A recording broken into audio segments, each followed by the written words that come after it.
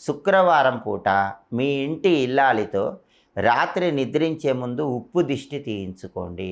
అంటే ఇంటి ఇల్లాలు చేతిలో దొడ్డుప్పు తీసుకొని ఇంటి యజమానికి 3 సార్లు క్లాక్ వైజ్ డైరెక్షన్, 3 సార్లు యాంటీ క్లాక్ వైజ్ డైరెక్షన్ దిష్టి తీసి ఆ ఉప్పు బయట పారేయాలి. ఆ తర్వాత ఇంటి యజమాని నిద్రపోవాలి.